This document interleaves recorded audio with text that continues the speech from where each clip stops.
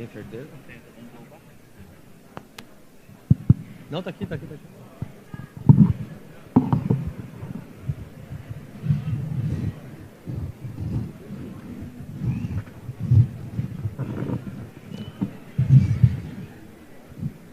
Som.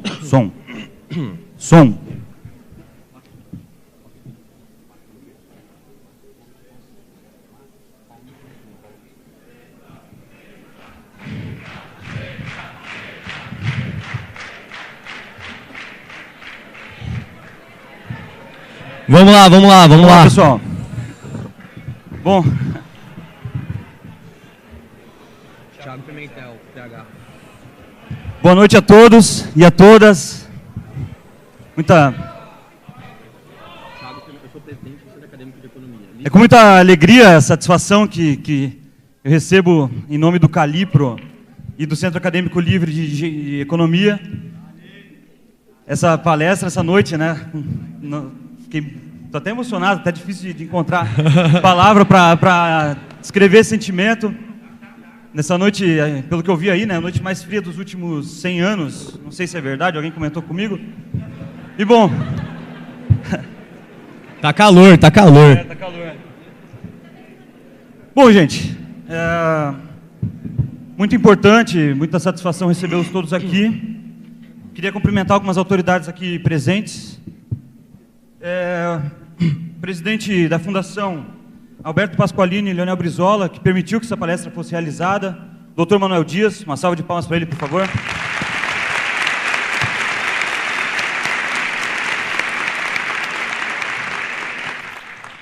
O deputado estadual Ivan Nats, do PDT.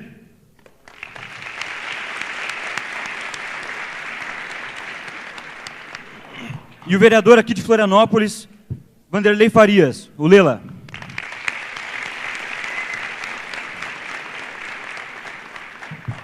E bom, eu não poderia deixar de falar, né? Tá todo mundo, a presença de vocês aqui evidencia isso, está todo mundo preocupado, interessado em debater os rumos que a nossa sociedade, nosso país está passando. E nesse sentido, eu queria saudar a presença de todos os estudantes que estão aqui presentes. Ainda mais nesse momento, estamos aqui numa disputa eleitoral, no Diretório Central dos Estudantes, e cumprimentar aqueles que estão envolvidos, que estão discutindo o projeto de universidade. E, em especial, uma salva de palmas grande para todos aqueles que participam da organização dos centros acadêmicos, em especial do Calipro e do Cali.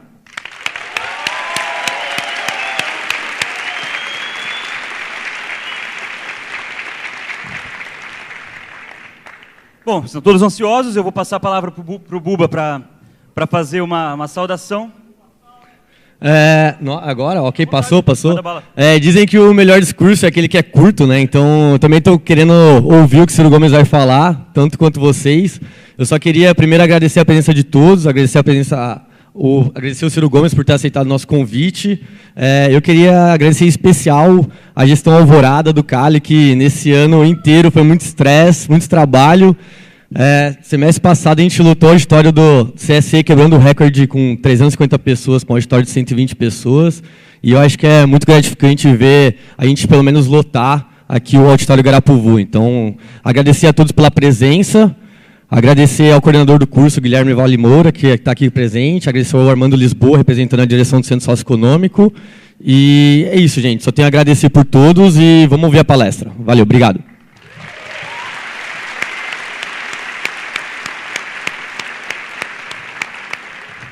Bom, vamos ao que está todo mundo esperando, né? O Ciro foi embora? Cadê o Ciro? O Ciro está ali. Tô brincando. Bom, gente, eu acho que a vinda do Ciro, né, para esse evento foi algo que foi muito difícil de conseguir, né? Vocês devem imaginar como é que é concorrida uma agenda de um homem como Ciro Gomes, todo mundo quer prestigiá-lo, escutar o que ele tem para falar. Eu acho que ela vem num momento muito oportuno, né? Um momento histórico que nós estamos vivendo. É muito raro que a universidade se abra para discutir a problemática, né, que vive o nosso país. A nossa universidade, deve-se dizer, ela vive numa bolha, né, lamentavelmente, todos nós acompanhamos isso, nós aqui do meio universitário. E Ciro Gomes vem despontando nos últimos meses, né, para ser até, sem querer fazer injustiça com a longa carreira que ele tem, mas nos últimos meses ele vem despontando como uma das vozes mais lúcidas a analisar e opinar sobre a vida política nacional.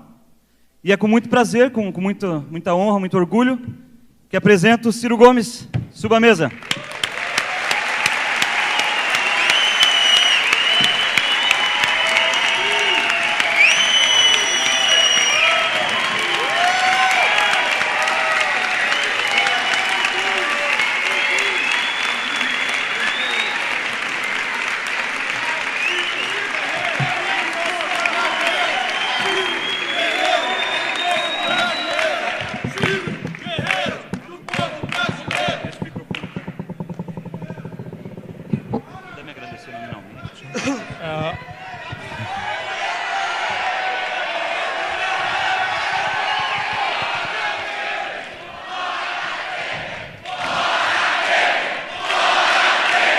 Fora Temer!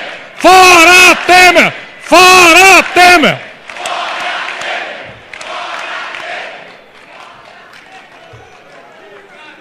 Primeiramente, fora Temer.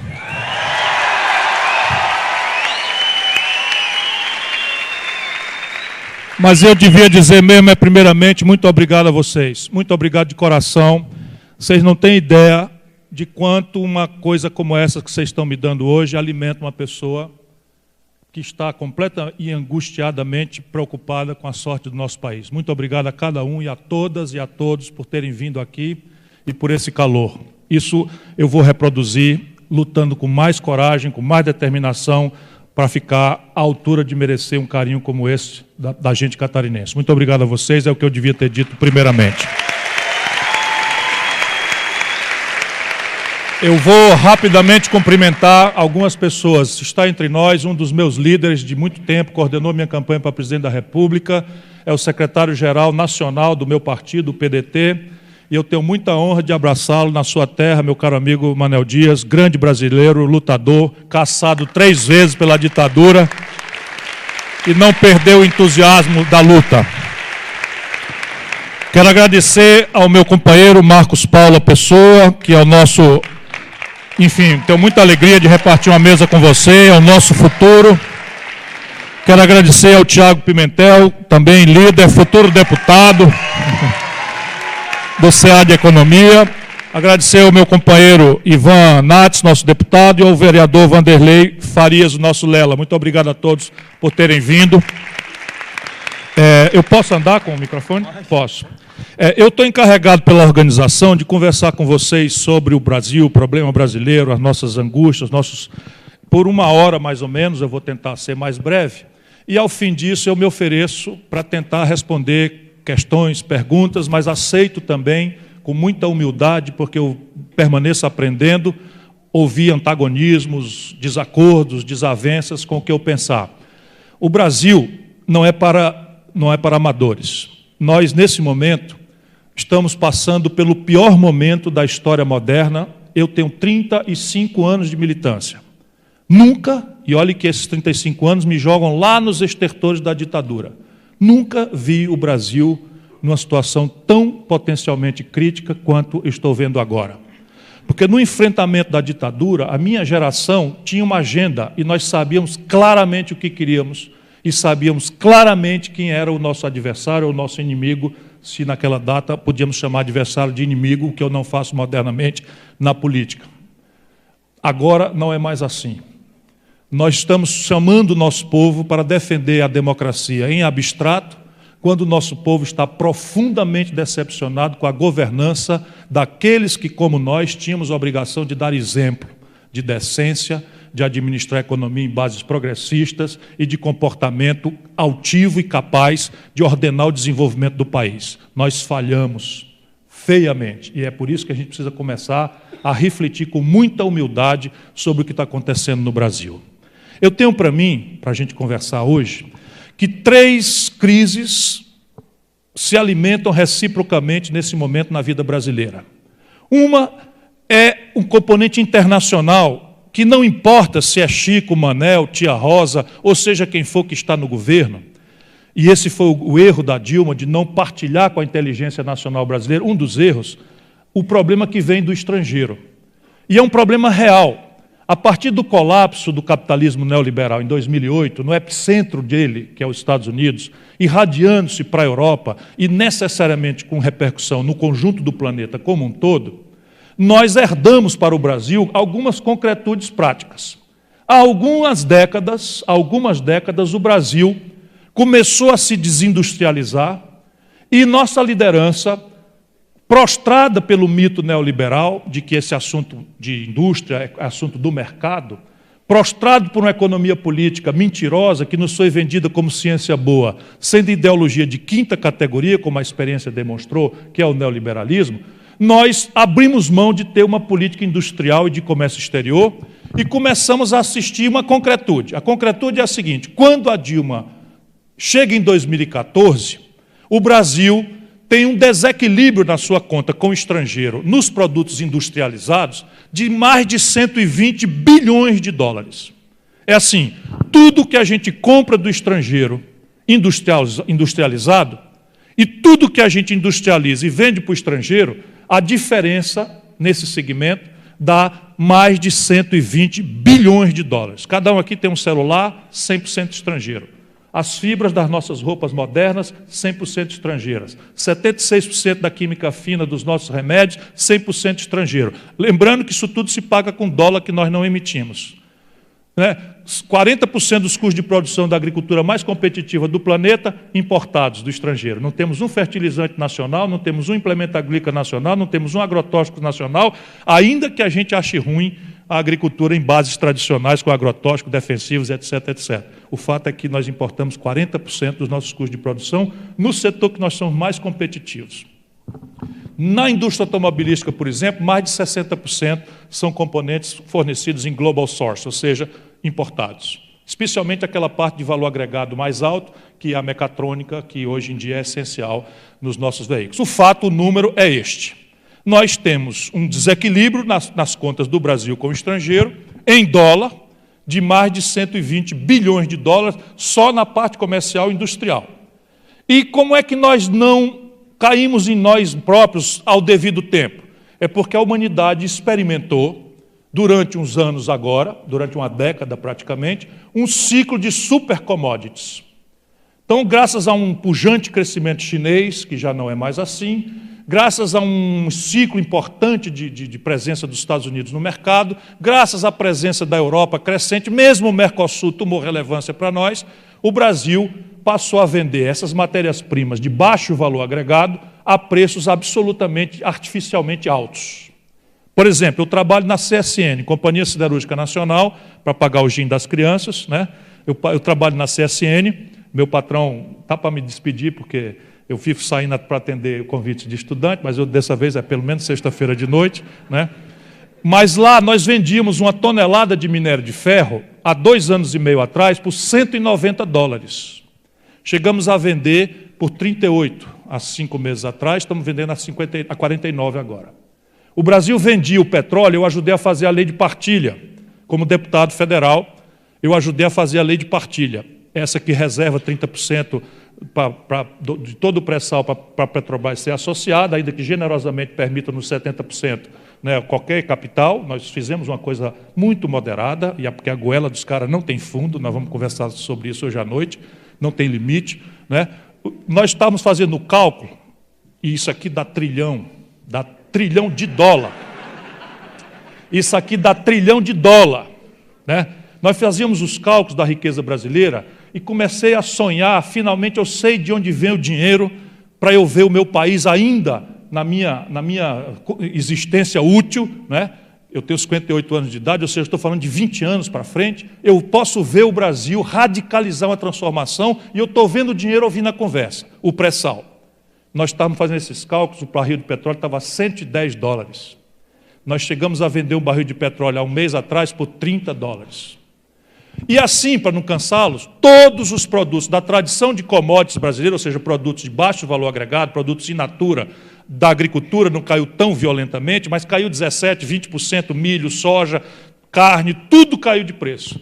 E aí começa, concretamente, o primeiro vetor de crise, que é, nós tínhamos um buraco nas contas com o estrangeiro e nos enganávamos a nós mesmos na imprudência curto-prazista dos politiqueiros de Brasília, né, de todos os lados, lamentavelmente. Ninguém tem projeto de país, é sempre um projeto de poder, que deixa as agendas estratégicas para outra hora, porque elas importam em dissenso, em conflitos, em mediações sofisticadas, em politizar a verdade e a consciência dos problemas da nação brasileira. Prefere-se a marketagem mistificadora e por aí também começa a se cair, a se desmoralizar, como é outro problema do governo da Dilma, que afinal de contas é vítima, mas eu vou pontuar essas questões aqui para dizer do que se trata. Não é de defender fulano ou beltrano, nem partido. É de defender a democracia, seus ritos, seus prazos, seus valores, para que um dia, um de nós, que for à presidência da República pela força dessa nação,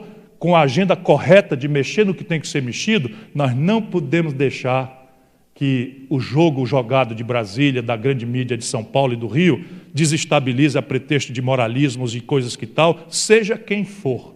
Por isso que nós temos que nos agressivamente perceber o que está acontecendo no Brasil. Então, repare bem, a gente tinha um buraco grande nas contas e nos enganamos a nós mesmos, financiando porcamente, mas financiando boa parte, substantiva parte desse buraco, com este ciclo artificial de preços artificialmente altos das commodities. Quando eles despencaram, a nossa fratura ficou exposta. Então, esse é o primeiro problema.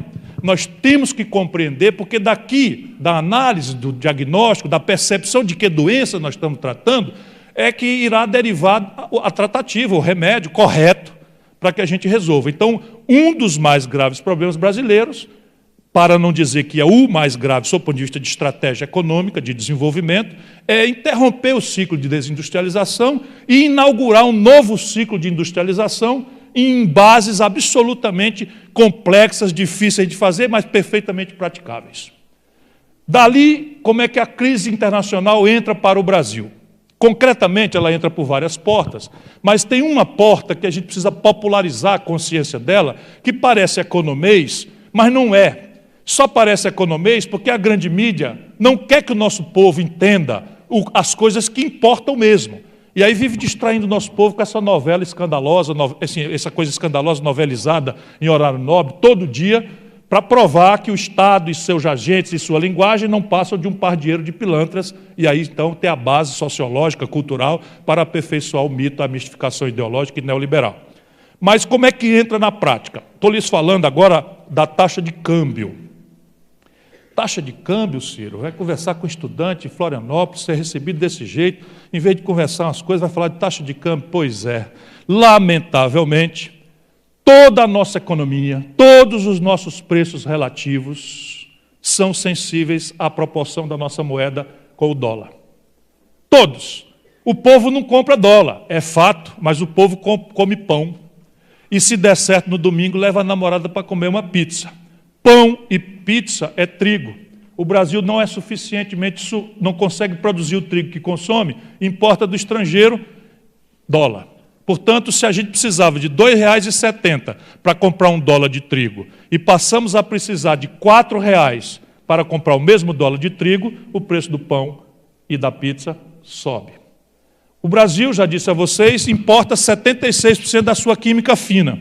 Então o povo não compra dólar, mas compra remédio, a força da doença. Comprando remédio, a química fina sendo importada, dólar. Precisando de R$ 2,70 para comprar 1 quilo de acetil salicílico, precisando de 4 para comprar o mesmo quilo de acetil salicílico com $1, o preço do acetil salicílico, que é o AS, é o Tilenol, o Tilenol não é acetil salicílico, é acetaminofén. Aí, rapaz. Isso aqui é uma contribuição de um velho que já precisa estar com dor na junta para tomar um comprimido. Então, o que aconteceu com o Brasil? Quando você teve esse desequilíbrio nos financiamentos externos, houve uma pressão violenta para desvalorizar o real frente ao dólar. Por quê? De novo, desculpe, especialmente os estudantes de economia. Simples assim. Se tiver pouca banana amanhã na feira de Florianópolis, e muita gente, por alguma razão, quiser e puder comprar banana e for ao mercado, o que acontece com o preço da banana amanhã? Sobe. Então tem pouca banana, muita gente calhou de querer comprar banana e de poder comprar banana, o preço da banana sobe. Então o dólar no mercado de câmbio funciona, desculpe a metáfora, exatinho igual. Se você tem uma brutal necessidade de financiamento em dólar e não tem, não tem dólar suficiente, o preço do dólar em real sobe. E isso se irradia para os preços, e aqui está o segundo problema. Como é que nós administramos, desde o senhor Fernando Henrique, 99, como é que nós administramos este problema do desequilíbrio estratégico das contas do Brasil com o estrangeiro e os seus cíclicos efeitos na inflação brasileira, ou pelo menos na sensação de carestia e de aumento de preços no Brasil, puxados pela taxa de câmbio. O governo Fernando Henrique, veja como o Brasil é sofrido. Em 1998, eu fui candidato a presidente da República. Foi candidato o Lula, foi candidato o Fernando Henrique, e mais não sei quem. E aí o Fernando Henrique conseguiu, só para a gente não ter nenhum medo de cometer injustiça, e dizer que a grande mídia é alinhada à plutocracia. Em 98, eu, Ciro Gomes, candidato a presidente do Brasil, tinha certeza, eu tinha acabado de ser ministro da Fazenda do Itamar, ajudei a fazer o Real, ajudei a fundar o PSDB, fui o primeiro e único governador eleito pelo PSDB em 1990, né? Então, eu estou dizendo de onde eu estava observando o que eu estou falando consigo. Em 98, candidato para denunciar as malversações do Fernando Henrique, eu esperava ter um debate. Nem a Globo, nem a Rede TV, que era Manchete, nem a Record, nem o SBT, nem a Folha de São Paulo, nem o Jornal do Brasil, nem o Estadão, nem a Folha, eu já falei, nenhum órgão da chamada imprensa nacional promoveu o debate. Nenhum. O que deixa claro que eles estavam todos a serviço de um centro estratégico cujo nome, comandante na data, era o Fernando Henrique. Tudo bem, só não alimentemos ilusões. É assim que as coisas foram em 98, concretamente. O que aconteceu em 98? Rigorosamente o mesmo filme. Olha aqui, eu dizia, Fernando Henrique está manipulando o câmbio para fins de ganhar a reeleição. Passar a reeleição, ele vai desvalorizar o câmbio. Como o câmbio imediatamente influencia no preço da passagem de ônibus, porque passagem de ônibus é diesel, diesel é petróleo é dólar, o remédio é dólar, trigo é dólar, isso tudo está nos arquivos aí. E então vai ter uma inflação e eles vão enfrentar com taxa de juro alta e não sei o que e tal. Mas, rapaz, não deu outra. Não é porque eu sou profeta, não, é porque estava muito óbvio, né?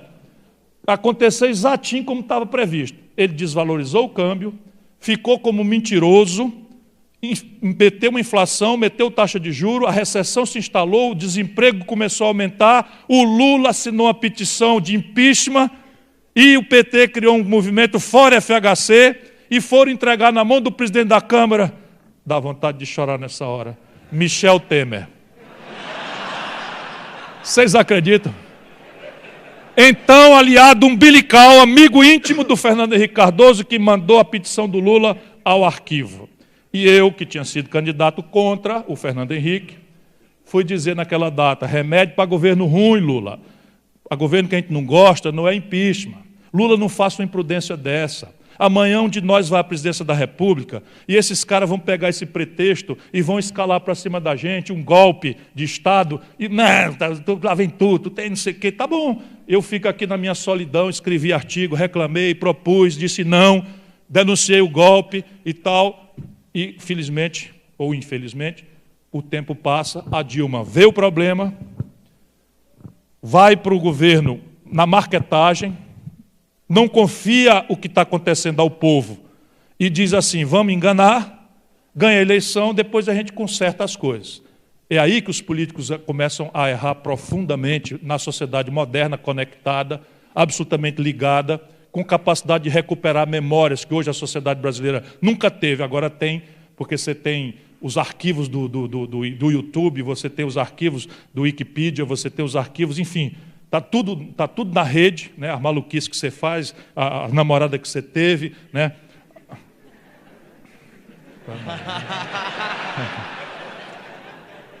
Não pensei em namorada nenhum, não, pensei nela, vocês sabem, né? Aí...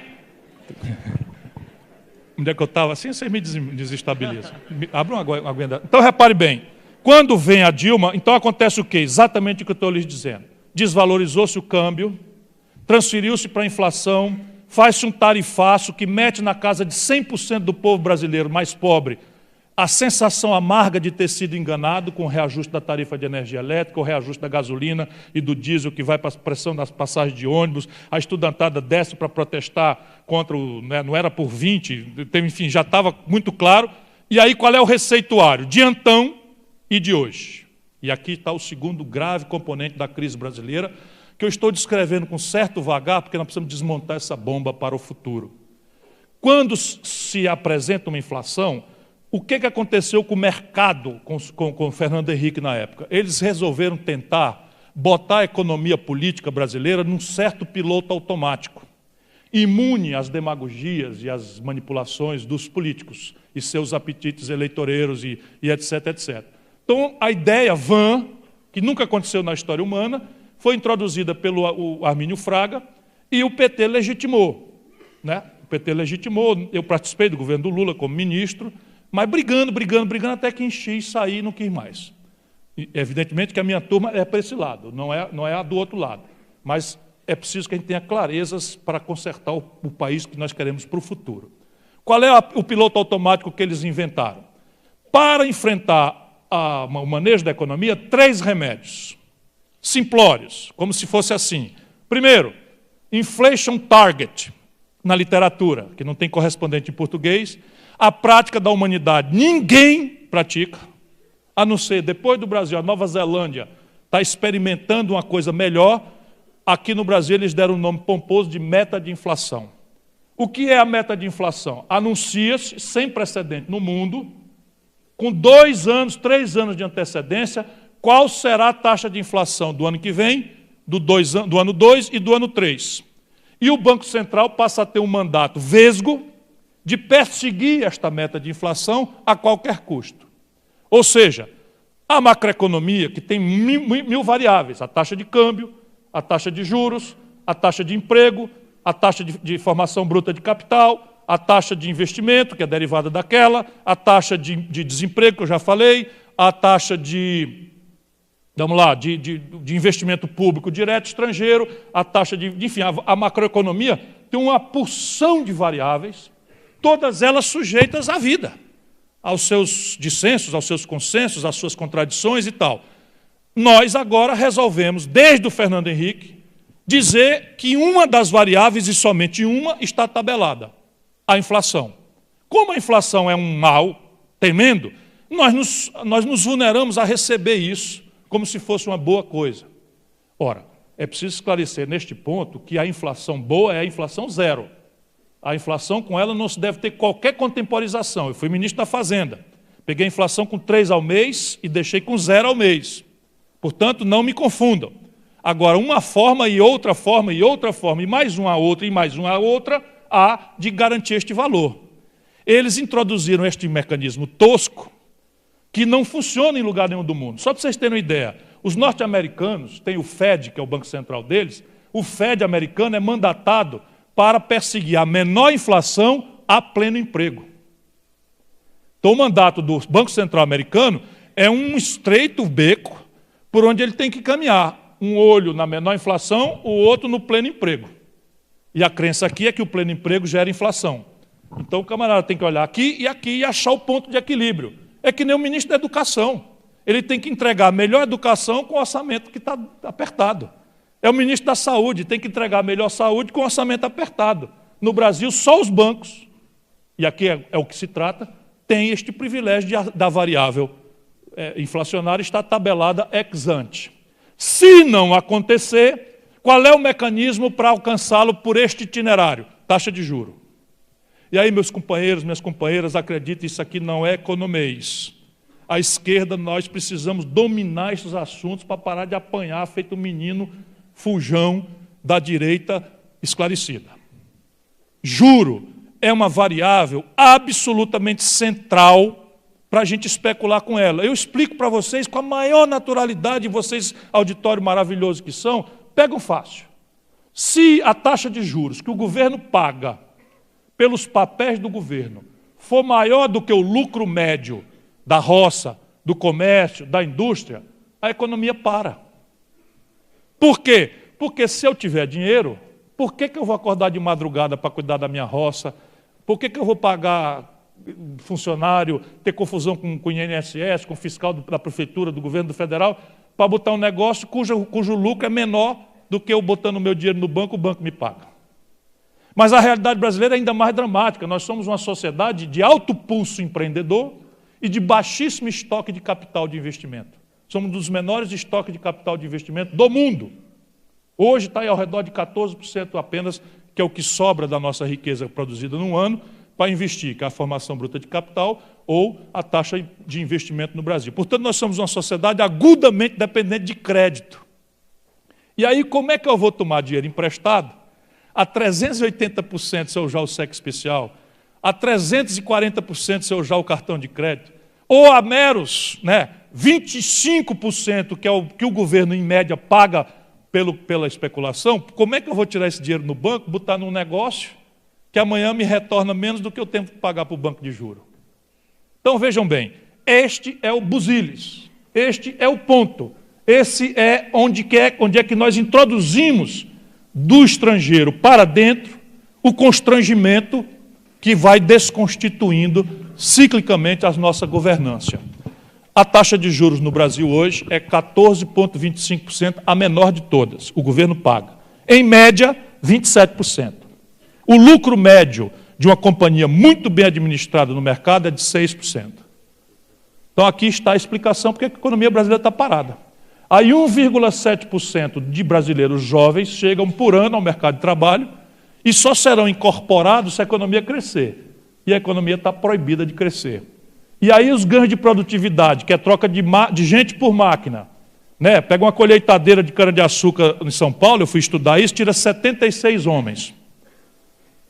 Eu até não gosto desse tipo de trabalho, eu estou fazendo um número aqui que eu fui pesquisar. Então, uma colheitadeira de cana-de-açúcar substitui 76 homens. Isso é o que se chama ganho de produtividade. Você produzir cada vez mais coisas com menos gente.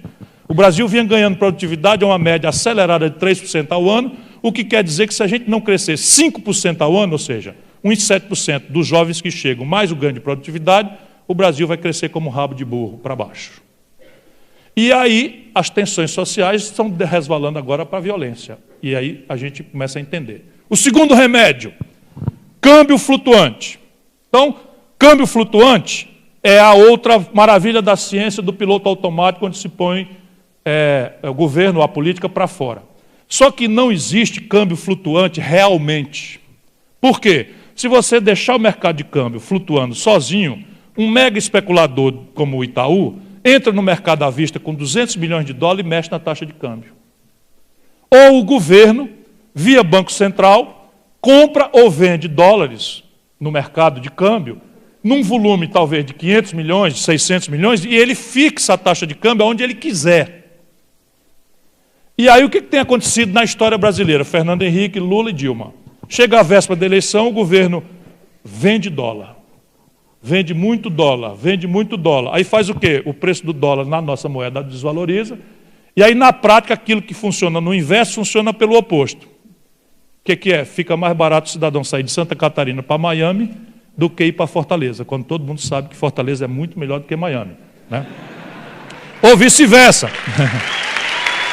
Ou vice-versa. Fica mais barato para um cearense sair de Fortaleza para Miami do que vir para Florianópolis, essa lindeza com o Jurerê Internacional e outras que tais, a coisa mais linda do planeta, né? Com uma diferença que o nosso mar é morno, de vocês é razoavelmente frio. Pronto. Mas eu brincava com o Wilson Kleinenbing, que era meu colega, olha como eu estou na estrada. O Wilson morreu faz não sei quantos anos, meu amigo. Não combinávamos muito na política, mas éramos amigos. E o Wilson dizia que eu levava os argentinos ricos para o Ceará e ele ficava com os argentinos pobres nas praias de Florianópolis, né? Porque vinham de carro. Agora eu conheço lá essa ponte linda, né? A gente passa, eu estou trabalhando aqui na CSN, lá no negócio das minas de carvão em Criciúma, para recuperar aquelas coisas lá. Pois bem, a segunda coisa, então, é a taxa de câmbio. E hoje, no Brasil, nós temos uma taxa de câmbio que meio que consertou, mas tivemos uma taxa de câmbio que inibiu muito a nossa exportação, inibiu muito o turismo brasileiro, ou turismo estrangeiro para o Brasil, e estimulou muito o turismo brasileiro para lá, produzindo. Nas outras rubricas do nosso balanço de pagamentos com o estrangeiro, eu não quero ser chato, mas isso é do que se trata. O Brasil, porque destruiu sua marinha mercante, sendo 8.400 quilômetros de costa, paga 11 bilhões de dólares para o estrangeiro de afretamento de navios para levar nosso minério de ferro, para levar nosso petróleo, para levar nossa soja, para trazer as coisas que a gente compra. O Brasil destruiu a sua estrutura de resseguro, estamos pagando 7 bilhões de dólares para o estrangeiro, o senhor Fernando Henrique privatizou o IRB, estamos pagando 7 bilhões de dólares para o estrangeiro de seguro.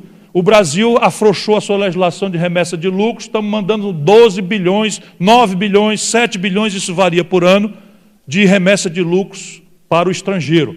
O Brasil descuidou-se da sua ciência e tecnologia, estamos pagando 7 bilhões de dólares de royalties para alugar inteligência estrangeira que nós não desenvolvemos aqui, nem mesmo com engenharia reversa naqueles produtos de patente vencida. E nós continuamos pagando royalties fraudulentos de coisas que estão com patente vencida, especialmente em fármacos, em complexo industrial da defesa, complexo industrial da saúde, complexo industrial do agronegócio, enfim, que são os grandes furos do Brasil. O fato é que, fora o buraco comercial, nós temos um buraco nas transações correntes de outros 100 bilhões de dólares.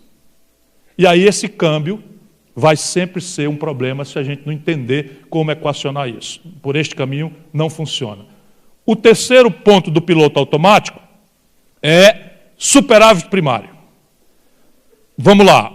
É preciso, no Brasil, a gente ter cuidado sempre com a retórica dos políticos, portanto, vamos para exemplo. Eu sou virgem em déficit público.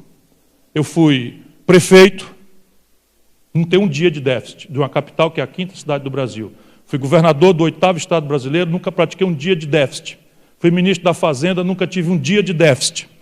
E, enfim, fui ministro do Lula também, enfim. Então, déficit é ruim. Por quê? Nós, progressistas, precisamos que o Estado seja sadio financeiramente para gerar excedentes com os quais a gente possa intervir. Intervir para superar desigualdades, intervir para qualificar renda indireta via saúde pública, educação pública, intervir para dar decência e dignidade, compaixão e amor ao pagamento dos nossos aposentados, intervir para alterar os modos de produção tradicionais a modos mais modernos e mais compatíveis com o meio ambiente, intervir para fazer uma infraestrutura mais eficiente para o país ir e vir nos seus portos, aeroportos, estradas, rodovias, ferrovias, enfim. Portanto, nós temos que amar o Estado sadio financeiramente e aplicar esse conceito de sanidade no excedente de poupança destinado ao investimento em favor das maiorias populares, da superação da desigualdade. Isto dito, voltemos ao ponto. Como é que se apura superávit primário no Brasil? Exclui-se, inclusive, da consciência popular, do Código de Contabilidade, o conceito de despesa corrente. No Brasil, eles excluem juro para banco. Por favor, pelo amor de Deus, se a minha palestra servir para alguma coisa, presta atenção neste ponto.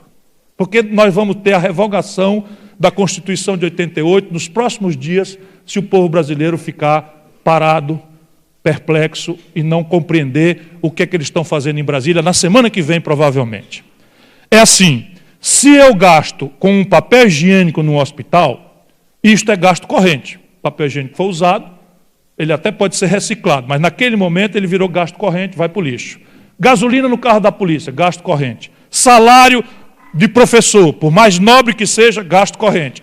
Isso tudo, hoje, está dentro de um quadro em que, se você comparar com os valores que o país de desenvolvimento intermediário com o Brasil praticam, nossos todos estão abaixo. O gasto por cabeça ano no Brasil em saúde pública está abaixo do padrão. O gasto por cabeça com educação ano no Brasil está abaixo do padrão internacional. O gasto com defesa, nossas fronteiras estão completamente desguarnecidas, nossa força aérea não tem as horas de treinamento necessárias, não estou nem falando no sucateamento do nosso equipamento, enfim, o gasto com defesa está abaixo do necessário. Quais são os dois gastos que estão acima de um padrão razoável?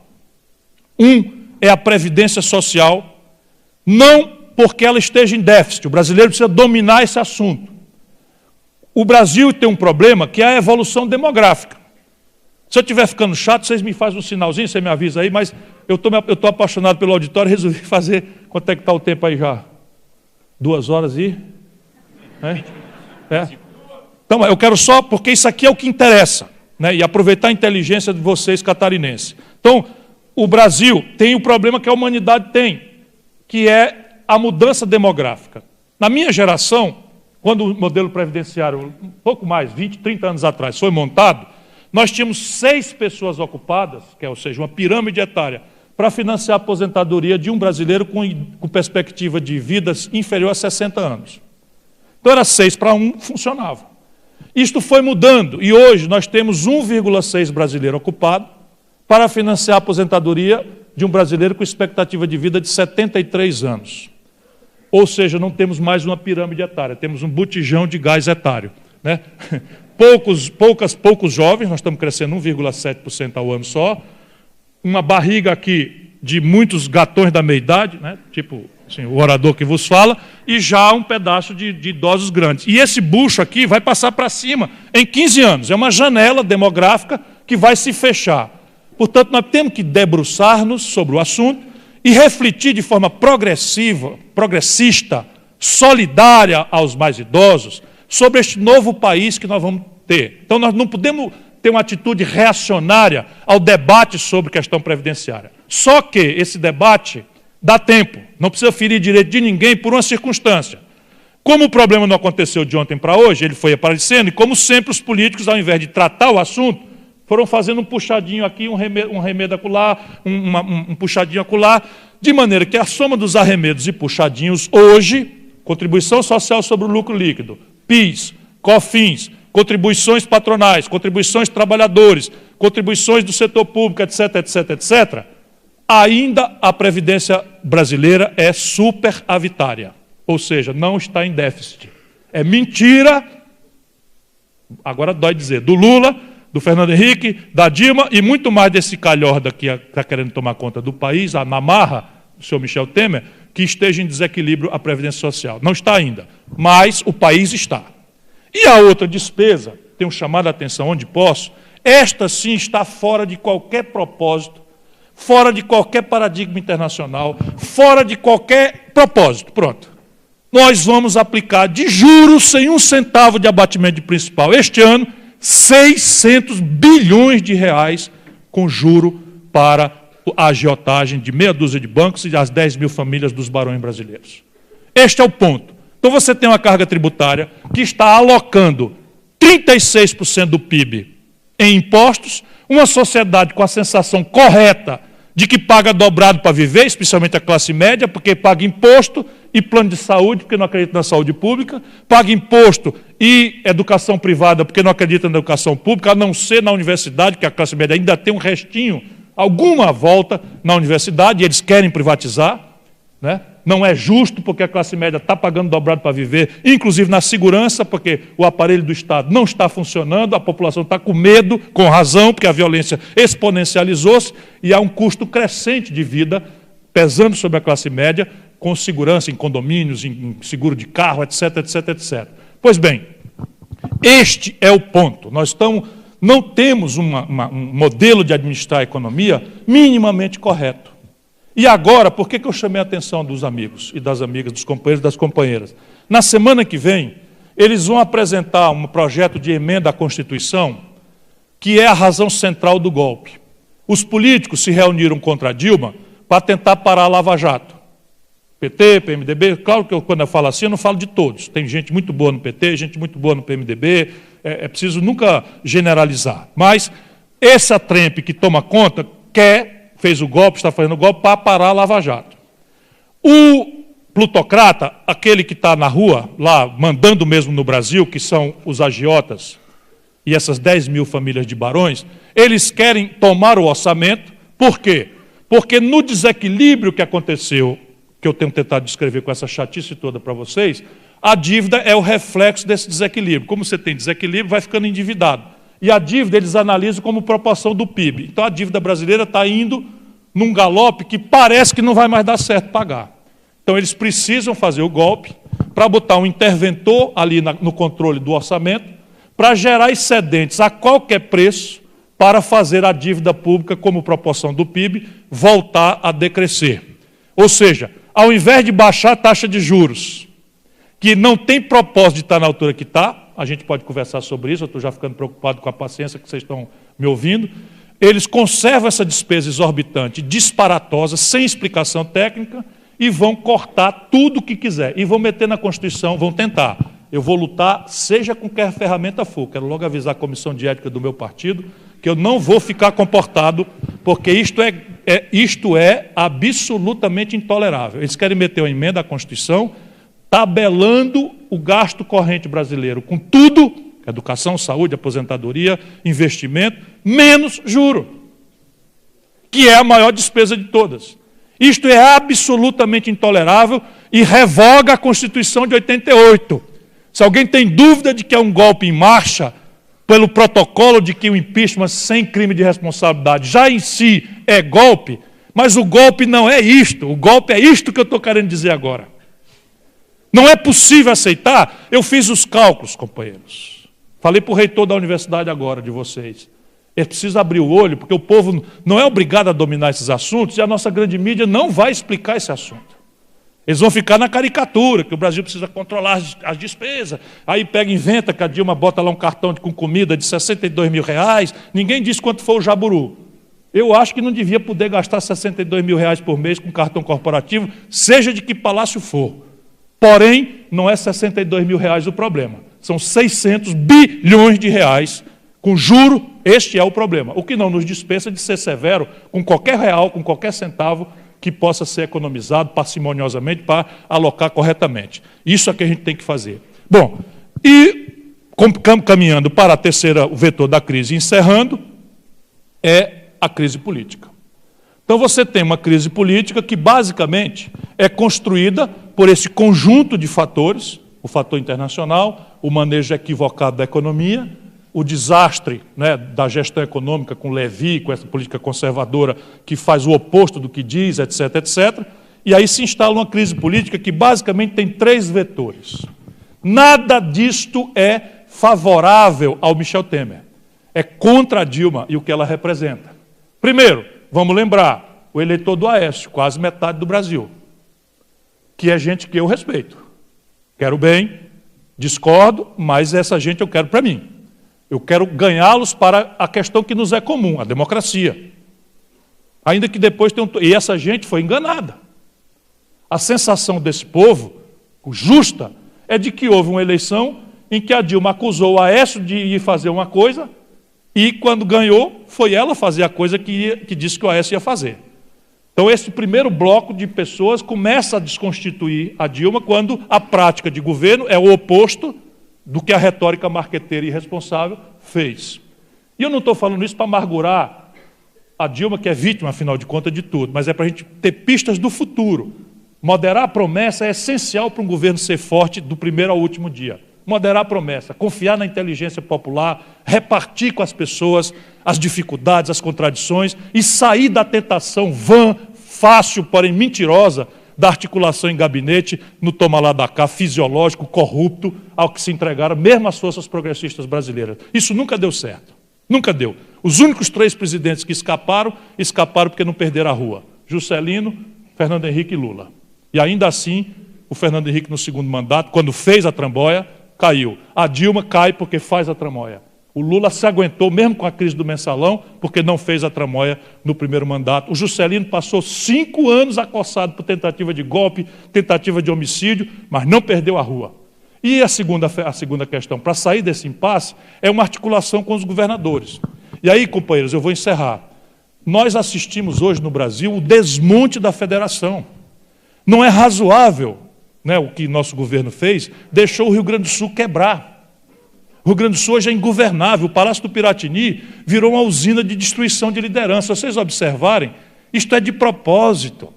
O Fernando Henrique sabe o que representou a Revolução de 30. O Fernando Henrique tem compromisso com 32, que foi a ressurgência paulista contra a Revolução de 30, dita constitucionalista, mas aquilo modernizou o Brasil. Aquilo equilibrou o Brasil. O Fernando Henrique sabe que precisava destruir o Rio Grande do Sul, Minas Gerais, que foi de onde saiu o antagonismo para fazer um projeto de perpetuação no poder do grupo dele. Lamentavelmente, o erro do PT é imitar o PSDB. Nas mesmas concepções estratégicas, eu cansei de ouvir o Fernando Henrique dizer que o importante era destruir o legado Vargas e ouvi do Lula a mesma coisa. Que era preciso destruir o legado Vargas, porque o legado Vargas tem uma coisa crítica, polêmica, que é um período mais autoritário, mas o legado Vargas é o Brasil industrial, é a CLT, é a ideia de um nacional desenvolvimentismo, de uma indústria nacional que virou a 15ª do planeta, coordenada e induzida por uma brilhante política industrial e de comércio exterior tocada pelo governo. Então, aqui a gente chega no fim. A crise política tem este componente do eleitorado, do Aécio, que a gente precisa recuperar para a causa.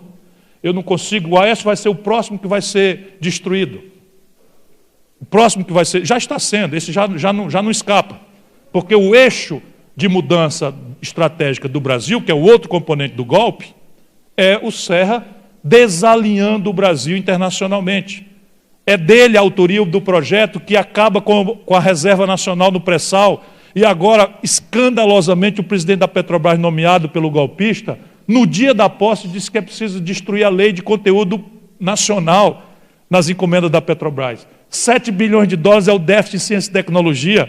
Como nós temos protagonismo em petróleo e gás, qual é o problema da gente verticalizar a parte importante dessa encomenda governamental para gerar uma inteligência nacional paga em real e formando um mercado para os cientistas brasileiros, que hoje a conta de 70 mil migraram, foram embora do Brasil para trabalhar em lugares onde tem oportunidade, porque nós estamos destruindo. O Copérgia está fechado, o centro de pesquisa da Embratel foi fechado, da Telebrás foi fechado, todas as estruturas da Embrapa estão desmilinguindo em pedaços, e nenhum país do mundo tem protagonismo ou sequer autonomia se não emular, se não estimular, se não formar a sua inteligência, a capacidade de responder de forma qualificada na universidade, nos seus centros de pesquisa, as respostas para os seus problemas. E aqui está o desenho. Então, o eleitorado do Aécio, os políticos, né, que querem o fim da Lava Jato, e o desenho de quem quer entregar o Brasil ao estrangeiro. Nós precisamos confrontar tudo isso. A premissa é sustentar a democracia. Democracia não é regime de concessão. Não vai descer do céu um anjo vingador, dia nenhum, instalar o chicote e botar as coisas em ordem por nós. Nós é que vamos ter que ir lá buscar, porque democracia é regime de conquista. Muito obrigado a todos.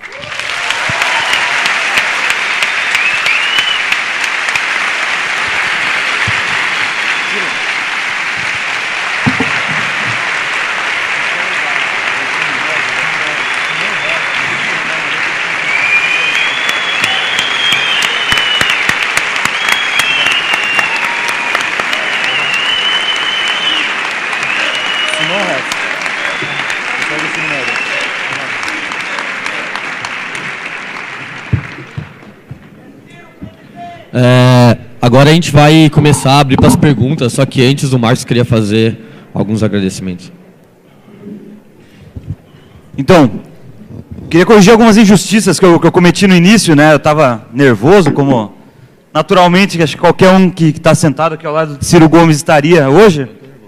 E eu esqueci de alguns agradecimentos a pessoas importantes que deixaram aí sua contribuição para a palestra de hoje. Queria citar aqui o agradecimento à comissão organizadora do EAPLOM Ciplom, que foi um evento que aconteceu durante essa última semana, né? Especialmente o professor Gilvan, que cedeu a reserva aqui do auditório. Quero agradecer também o professor Edson De Piero, diretor do Centro Tecnológico, que nos emprestou também, nos auxiliou com a infraestrutura do evento. E se vocês me permitem, eu quero também agradecer uma pessoa que me ajudou muito essa semana, que tolerou o meu mau humor, dada a atenção que eu estava aqui, minha namorada Valentina, que mandou muito bem, por favor.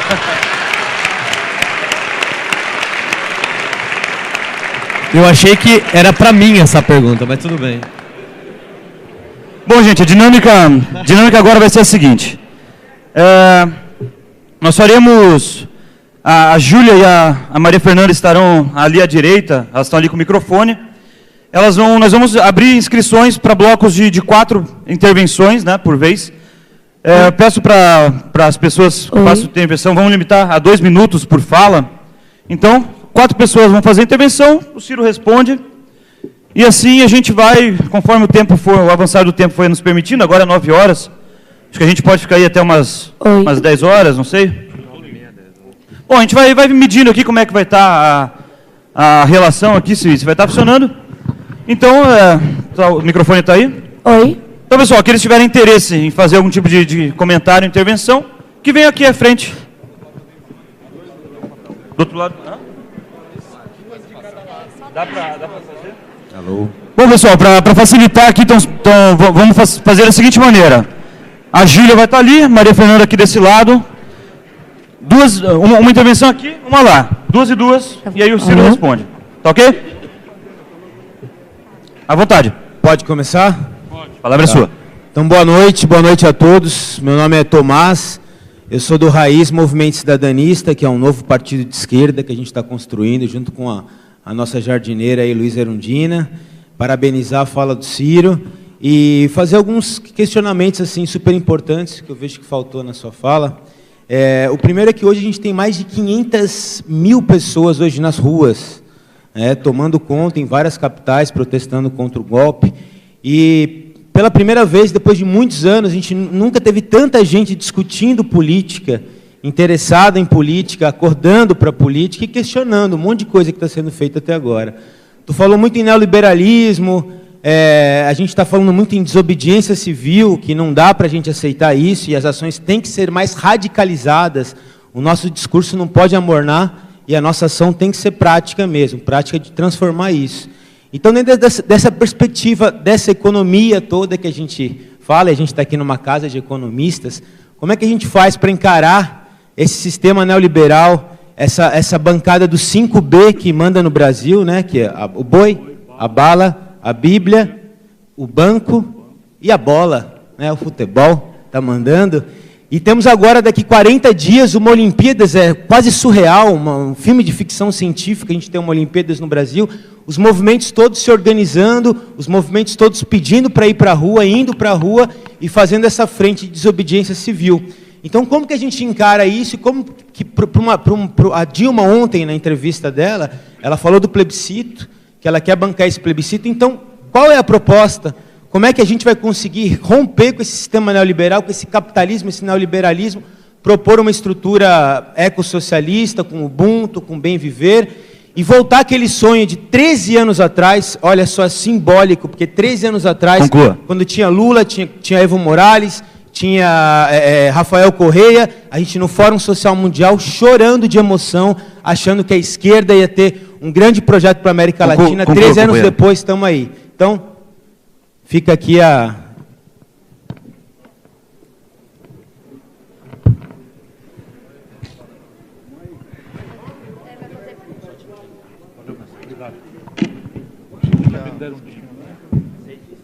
Oi. Serão 4 perguntas, e aí o Ciro responde, e assim, outro bloco de 4, conforme eu avançar aqui do horário nos permitir. Boa noite a todos, boa noite, Ciro. Meu nome é Gustavo, sou estudante de Economia. A gente tem um termo muito antigo, que era usado pelo Guilherme Guim, Getúlio Vargas, Juscelino, que é a questão nacional. É um direcionamento político que entrou em esquecimento, parece, nos últimos anos, e eu queria trazer à tona virtudes como a questão do custo Brasil, da industrialização, das reformas de base, que muito foi se discutido há algumas décadas e nos últimos tempos parece que entrou em esquecimento. Queria que o Ciro comentasse um pouco disso e como que a gente faz para manter uma economia forte, nacional, que seja blindada das flutuações globais do mercado e como a gente traz isso do mercado para o povo.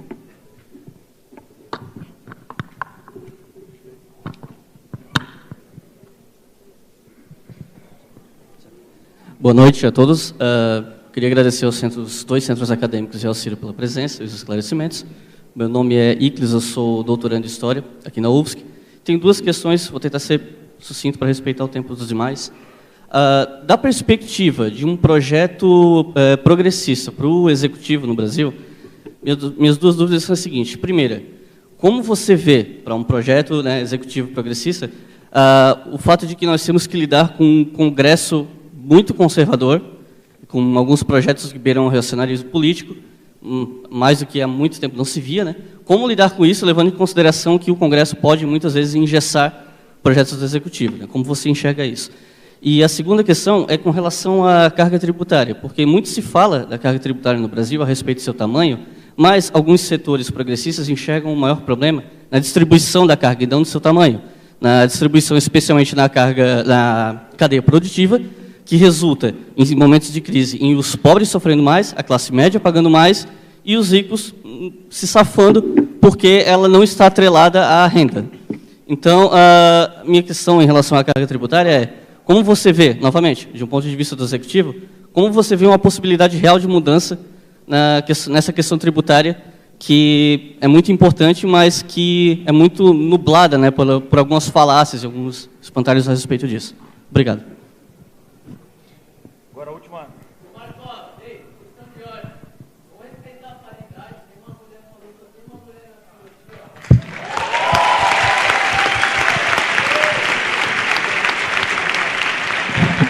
Muito bem, companheiro. Está parecendo o governo do Michel Temer.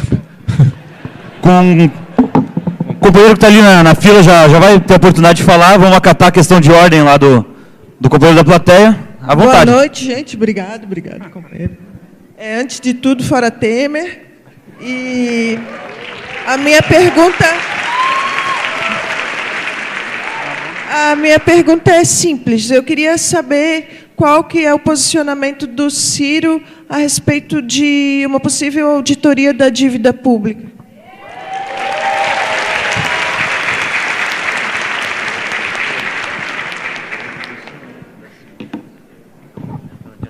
Bom, eu quero dar um abraço aí na garotada de ensino médio da Escola Simão Res, que está acompanhando pela internet e mandou recado que está vendo. Vamos lá, meninada, vamos para a rua. O companheiro do Raiz, não sei se estão chamando da Raiz ou do Raiz, da Raiz. Manda um abraço para a minha companheira, grande brasileira, Luísa Erundina. Fui colega dela ministro com Itamar e fui colega dela prefeito, ela prefeita de São Paulo e o prefeito de Fortaleza. E é uma das grandes brasileiras que eu tenho o privilégio de conhecer. E ela está aí, não vou dizer a idade, mas fazendo inveja a muito jovem, acomodado, lutando, criando alternativas. Manda um abraço fraterno, afetuoso para essa grande brasileira. O projeto neoliberal, fora do Brasil e intelectualmente, está muito debilitado. Portanto, a nossa tarefa de opor um projeto novo, no Brasil, ela tem duas vantagens relevantes. Primeira, nós temos o que perder em concreto, não em abstrato. Então, há um grande dissenso, eu cansei de comentar isso com o Lula e com a Dilma, mas, assim, não consegui êxito nisso. Até algum esforço foi feito, mas não havia convicção. Você tem uma esquizofrenia na elite brasileira, na burguesia brasileira, e ainda há uma burguesia brasileira, neste contexto, isso é bom, não é mal, que é quem produz está sentindo que tem uma coisa muito errada no Brasil. Então, quem tem uma indústria, quem tem um comércio, quem tem uma boutique, quem tem uma prestadora de serviço, está sentindo no dia a dia, toda hora, que tem uma coisa errada. Ele sabe que está errado o juro, ele quer transferir a competitividade debilitada dele pelo juro para fazer uma retórica contra a carga tributária, está ouvindo o galo cantar, mas não sabe aonde, e tal. Mas ele, na hora de lutar, ele fica conservador, porque ele, ao gerar um excedente, pequeno, médio ou grande que seja, ele deposita no rentismo, ou seja, no juro, na especulação financeira, e isso paralisa. Nós precisamos fazer uma política consistente de redução da taxa de juros para desestimular, sabe, a alocação de capitais do investimento produtivo nisto. Isto se faz via Caixa Econômica, via Banco do Brasil, e eles vão querer quebrar, vão querer fundir a Caixa Econômica com o Banco do Brasil, porque é um dos elementos que a gente pode para descartelizar o setor financeiro comercial. E o BNDES, que eles estão fazendo a proposta de uma maior pedalada fiscal que eu já ouvi falar, que é assim, o BNDES é o banco que é capitalizado por muitas fontes, mas a principal é o Tesouro. Então, o Tesouro bota lá, capitaliza 10 bilhões, 5 bilhões, 7 bilhões, milhões, etc. E isso para vencer daqui 10 anos, 5 anos, 7 anos, 9 anos, 20 anos e tal. O que é que o Michel Temer fez no primeiro dia de governo? Está mandando o BNDES antecipar as receitas, que eram para dever em 20 anos, na conta de 100 milhões de reais para entregar para o juro para banco privado, e nesse passo destrói o BNDES e deixa toda a rede de produção brasileira sem sua única e última ferramenta de financiamento não convencional, não comercial. Isso, evidentemente, nós precisamos preservar, mas, fundamentalmente, nós temos que estatizar o Banco Central. O Banco Central hoje é privatizado, está entregue ao Itaú, antes estava entregue pela Dilma ao Bradesco. Nós precisamos estatizar o Banco Central. E aí, sim, claramente, já está dito publicamente que eu tenho um compromisso em auditar a dívida pública brasileira. Sou pioneiro em falar nesse assunto. Hoje ele está mais claro do que nunca. Enfim, estou com a professora, nós estamos trocando ideias, e eu quero só me precatar, porque um cara dizer o que eu estou dizendo publicamente, você tem o risco de, na iminência de uma vitória minha ou de alguém que, como eu, pense, haverá uma tentativa de fuga de capital. E isto é uma coisa que a gente tem que administrar com muita cautela, mas eu vou bancar a consequência disso e vou criminalizar uma fuga de capitais que seja feita para destruir a economia brasileira. Então, o projeto que descomprime, quer dizer, que estabelece uma fenda entre quem produz e quem especula, e associar quem produz nos interesses reais a quem trabalha, né? A social-democracia europeia teve um experimento importante em relação a isso e está sob agudo estresse. A França está nas ruas. Então é possível que nós estejamos encerrando esse aparvalhamento que a onda neoliberal provocou na cabeça das pessoas. Porque a linguagem da política, a linguagem do Estado é a política, a linguagem da democracia. E a política foi desmoralizada, satanizada. No Brasil nós estamos com um certo delay, né? Mas continuam satanizando. Hoje um jovem olha assim, parece que não escapou ninguém. Parece que é todo mundo pilantra. E eu digo a vocês, quem conhece por dentro, não é. Não é. O que importa é o que o Gramsci já dizia, a hegemonia moral e intelectual. Como nós abrimos mão de afirmar uma hegemonia moral e intelectual na direção correta, por tolerância, por paciência, por pragmatismo, por medo, seja pelo que for, saiu o Lula conciliando e a Dilma conciliando, na crença que dava certo. Está evidente na minha cabeça que não deu certo. Então agora nós vamos experimentar o outro caminho. Qual é? Está posto aqui. Como é que a gente faz? Primeiro, formular o projeto. Então você tem, como é que se formula um projeto? Você tem 3 premissas.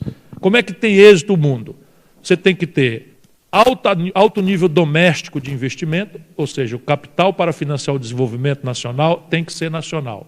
O que não espanca o capital estrangeiro. Apenas banco internacional funciona igual a agiota, né? Igual o gerente de banco. Se você tem um saldo muito alto, ele se lembra do seu aniversário, manda cesta de Natal, né, doutora Juscelia? A doutora Juscelia é uma brilhante advogada catarinense que nos ajuda na CSN e está me dando a honra aqui da sua presença, já que você falou, ela é só minha amiga, certo?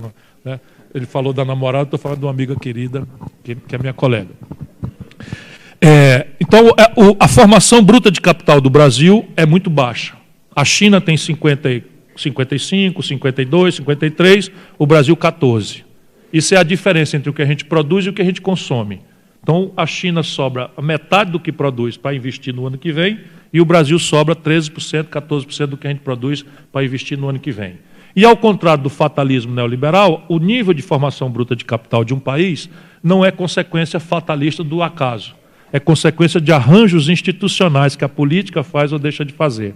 E aí algum companheiro colocou aqui a questão, o modelo tributário é a principal ferramenta. Então o Brasil tem uma carga tributária nominal muito pesada para o tipo de serviço que se presta à população, 36% do PIB. É bom lembrar que o Fernando Henrique pegou essa carga tributária em 27 e entregou para o Lula com 37 e nós ainda conseguimos reduzir 1 ponto. Tá certo? Então, mas de qualquer forma é muito alta. Só que ela é pessimamente distribuída na inversa proporção de quem tem poder político. É esse o jogo. Eu brinco, a turma pediu hoje, aqui eu vou dizer de novo. Se você olhar um tatu em cima de um toco, lá vem. Sabe o que é tatu? E toco também? Não sabe. Então, se você passar na estrada aí e olhar um tatu em cima do toco, pode apostar com segurança. Alguém botou. Por quê? Porque tatu não sobe em toco. Então, assim está a questão brasileira. O sistema não está errado porque tinha um manual de fazer direito, e eu repito, e os caras são tão safados e mal criados e mal preparados que fazem tudo errado. Se fosse assim, era mais fácil. Então, o tatu está no toco, por quê? Porque a carga tributária bruta sobre o consumidor brasileiro, de classe média, vai a 40%. Por quê? Porque você paga 27%, 30%, 28% na energia elétrica, você paga 27%, 20%, 28% na água e na taxa de esgoto, você paga IPTU, você paga tudo, todos os remédios, você paga, enfim, no eletroeletrônico, tudo 18%, 17%, e você não recebe nada de volta. E na sua renda você morre na fonte, porque é 27,5%, ponto. Né? Não tem como evadir. né? O rico, você tem que ver qual é a carga tributária líquida dele, porque ele recebe os juros. Então, eu tenho que pegar a carga tributária nominal que pesa sobre ele, descontar o que ele recebe de volta do dinheiro que ele pagou em juro que o Banco Central devolve. Sabe qual é a carga tributária sobre os ricos brasileiros? 7%. Então, você tem uma margem. Aí o PT fala assim, vamos criar um imposto sobre grandes fortunas. Aí a gente tem uma moral católica, né? E a gente gosta disso, porque é mais fácil como é um camelo passar no fundo de uma agulha do que um rico ganhar o reino dos céus. Eu também conheço a Bíblia. Só que, modernamente, e é sábia, só não devia misturar com política, né? Na minha mente. Não, terminei não. Vou fazer como o padre Antônio Vieira, desculpe, não posso ser breve. As perguntas são tão inteligentes que eu preciso fazer. Então, repare bem, quando eu faço isso, eu digo, vou cobrar sobre grandes fortunas, a riqueza hoje se organizou em PJ, não é mais PF, pessoa física. Então, você pega assim, não existe mais grande fortuna, simplesmente. Você pega o grande milionário do Brasil, ele ganha, sei lá, 40 mil, 30 mil, 50 mil reais de proventos, né, de sei lá o quê. Aí o mordomo, o helicóptero, o iate, a puta, não sei o quê, tudo é pago por fringe benefits. Eu falei puta, foi cacete. Não dei corda. Aí é tudo pago pelas empresas, que chamam free benefits, isso tudo é isento. E ele recebe ainda, no pessoa jurídica, lucros e dividendos. O Fernando Henrique criou uma lei para isentar. Então, se você quiser criar um tributo que alcance progressivamente, você vai a lucros e dividendos e vai sobre heranças e doações. Aí sim, já no Ceará nós já fizemos.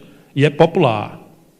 É popular. Tem meia dúzia de barão, faz assim umas carnavais, consegue uns editoriais do jornalão, mas o dinheiro chega, você faz 250 escola técnica profissionalizante de tempo integral, e aí está tudo funcionando, entendeu? Funciona, vale a pena. Então, a que senhor você quer servir? Também é da Bíblia. Você não pode servir a dois senhores. Então, você quer servir ao mundo popular, ao mundo progressista, tem que criar isso. Como você tem que exonerar toda e qualquer tributação sobre investimento. E qualificar progressivamente o investimento sobre heranças, doações, lucros, dividendos e sobre o consumo suntuário. Você exclui a cesta básica, exclui conta de energia elétrica de até uma certa faixa, etc., etc., etc., e senta o pé progressivamente nas outras.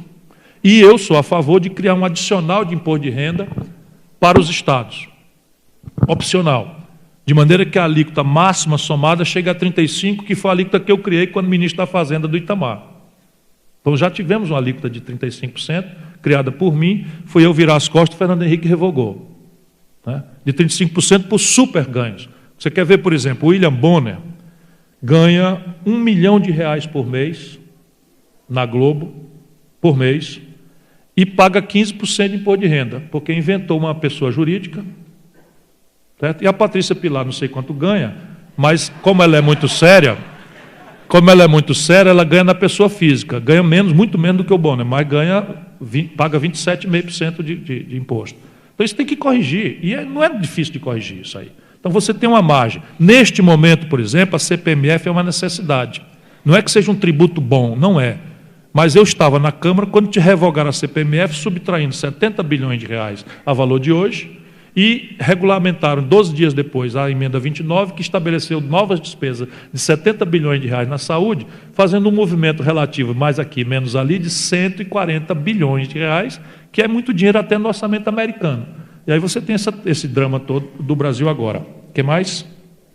Como é que se faz isso com o Congresso? Vamos lá. Todo presidente que quis aumentar a proporção dos salários na renda nacional passou por graves problemas. Getúlio se matou, João Goulart foi derrubado, Brizola não deixaram ser presidente, o Lula sofreu o pão que o diabo amassou no primeiro mandato e tal. E você olha assim o gráfico de poder de compra do salário mínimo, que é o indicador, versus história política brasileira, os presidentes que passaram bem nas elites são aqueles que deprimiram o salário, etc., etc. O Fernando Henrique, por exemplo, entregou o salário para o Lula, eu era ministro, com poder de compra equivalente a $76.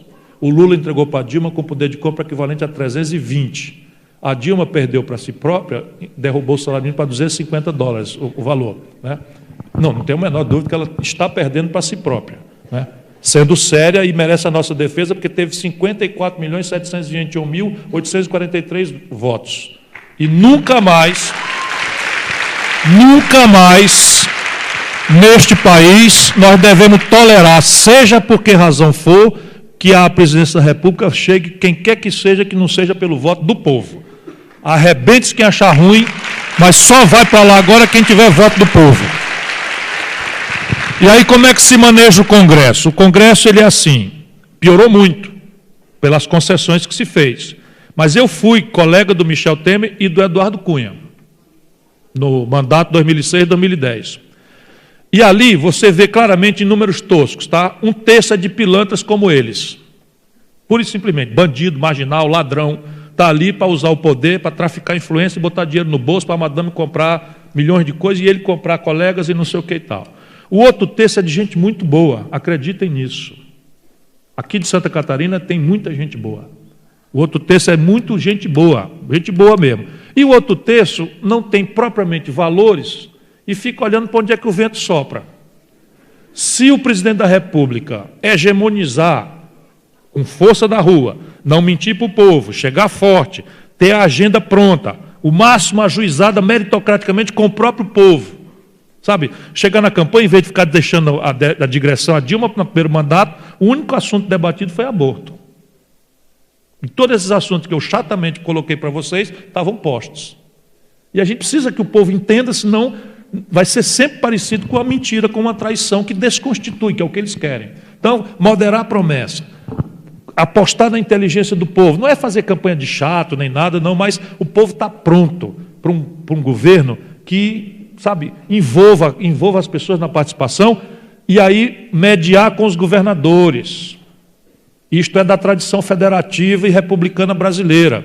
Então, você não perder a rua e fazer uma cumplicidade institucional forte, orgânica, com os governadores. Nós perdemos a rua pelo hiato entre a realidade e a promessa e deixamos a Federação Brasileira falir. Então, volto a repetir, o Rio Grande do Sul está ingovernável. Isto é doentio para o país, desequilibra a federação. É preciso que o país tenha equilíbrio na sua federação e o Rio Grande do Sul é relevante. E o Rio Grande do Sul tem a ver com vocês, com Santa Catarina, tem a ver com o Paraná. Né? Está lá a situação dificílima. A Minas Gerais tem uma lógica republicana na tradição brasileira. A Revolução de 30, volto a dizer, vem dessas conexões. E foi ontem. Minas Gerais não paga os funcionários. O Rio de Janeiro está quebrado. Sabe? O Rio Grande do Norte não está pagando as contas. Isso não é possível. E está fazendo isso não é por irresponsabilidade dos governadores, salvo exceções. A questão é que a dívida pública dos estados cresce pela política monetária do governo federal. As despesas correntes crescem porque tem um piso nacional de salário fixado pelo governo federal, por uma política de salário mínimo fixada pelo governo federal, por uma política de SUS que não reajusta a tabela dos procedimentos da saúde brasileira desde 2003. Nós, progressistas, não atualizamos a tabela do SUS desde 2003. Resultado, toda a rede conveniada, Santas Casas, etc., está fechando, superonerando o setor público municipal na atenção básica, no ambulatório, na questão ambulatorial, e nos secundários e terciários junto aos estados. Então, os estados estão quebrando sem poder fazer nada. Isto tem que ser resolvido. Sabe, eu propus uma ideia, você basta pegar 30% da dívida e swapar. Eu estou criando essa palavra em português porque é o seguinte, o que é isso? Você deixa de cobrar e contabiliza para mais 20 anos no futuro, desde que esse terço aqui seja feito um processo pactuado de investimento nos setores críticos que a sociedade catarinense precisar, etc., etc. Eu já fiz isso no Ceará com o Banco Mundial, não é possível que o governo brasileiro não faça isso com os seus estados.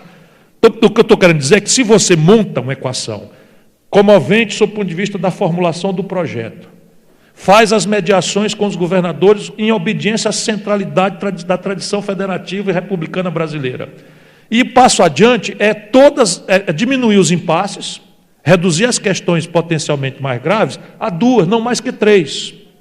Sistema tributário, sistema previdenciário e reforma política.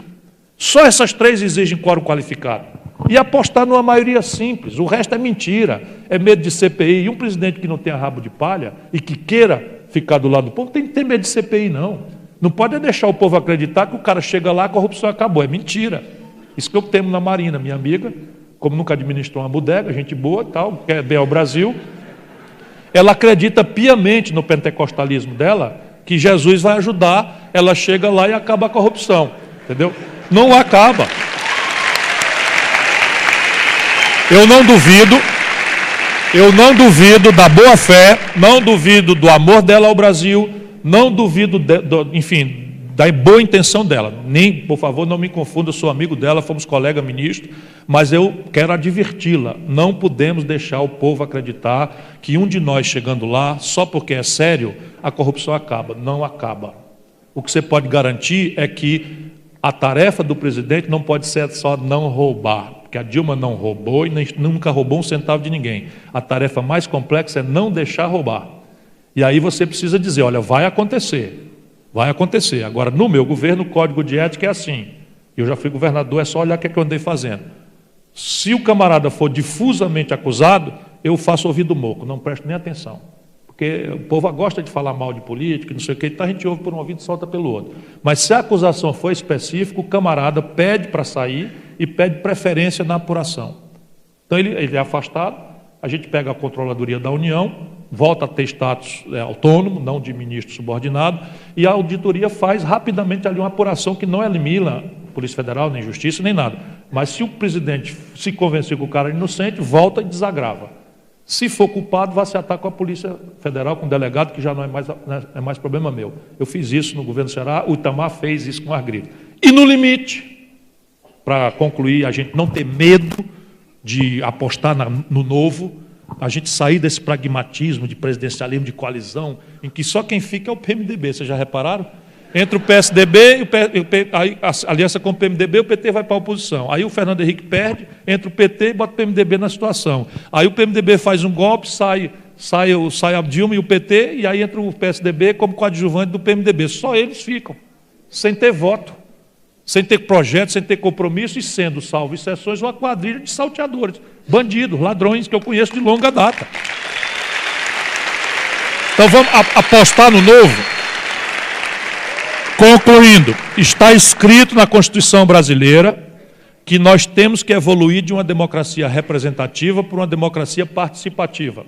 Então, nos impasses, é preciso convocar diretamente a população, por intermédio de plebiscitos e referendos, que eles aqui desmoralizam como se fosse chavismo, como se a Dinamarca, a Noruega, a Suécia, os Estados Unidos, a França, a Alemanha, a Inglaterra fossem chavistas. Modernamente, não faz mais sentido você deixar o processo político confinado ao monopólio de uma representação plutocrata, que não guarda proporção com a realidade popular, nem nas mulheres, nem nos negros, nem nos pobres, nem na classe média. E isso tem que acabar, sem ruptura, por evolução democrática, mas chamar o povo para resolver. Agora a Suíça propôs uma renda mínima de 9.000 euros, e a população votou não. É uma maravilha, se você acredita, a democracia realmente praticada é o único lugar onde eu consigo respirar. Então, vamos por aí. Bom. Alô.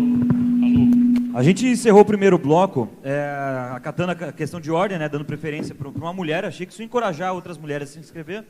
Pelo que eu estou vendo, só tem uma ali. Tem outra, eu não consigo ver daqui. Mas a política da preferência às mulheres está mantida, então convoco aí a companheira que está nesse lado da fila, e acho que a gente deve estender também, né, se tiver alguém aqui, ou até mais de uma pessoa, que quiser falar em nome de negros, indígenas, comunidade LGBT, que se pertencer a esses grupos, também vão ter preferência na inscrição, estão convidados a vir aqui, deficientes físicos, fiquem à vontade. E, bom, antes de passar a palavra aqui para o companheiro, chegaram agora à nossa plateia duas figuras de enorme grandiosidade, cuja presença não poderia deixar de mencionar. Pediria uma salva de palmas ao jornalista José Augusto Ribeiro e ao economista Teotônio dos Santos.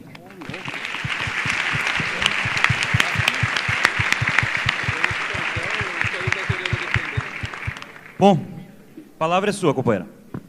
Obrigada. Ciro, eu respeito muito a sua opinião, por isso eu gostaria de saber, uma visão mais sociológica, uma questão de meia-culpa, né?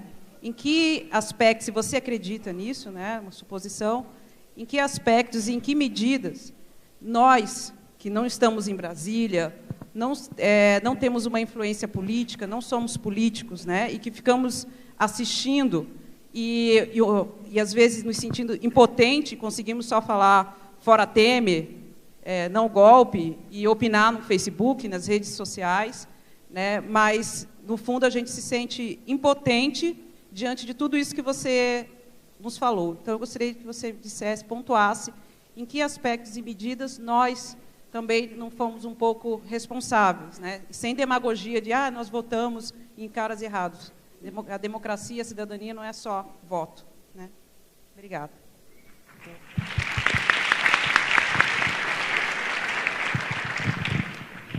Bom, eu queria saber como que a gente vai fazer essa defesa da democracia e de uma agenda de governo mais progressista, que a gente falou muito hoje à noite, com um Congresso e um judiciário tão conservadores e uma mídia que vem demonizando cada vez mais os movimentos de esquerda e caricaturando a esquerda. Então, como que a gente vai defender a democracia e uma agenda progressista, se ela é só defendida pelo Executivo, né, e temos um Congresso, até depois das últimas eleições, ainda mais conservador?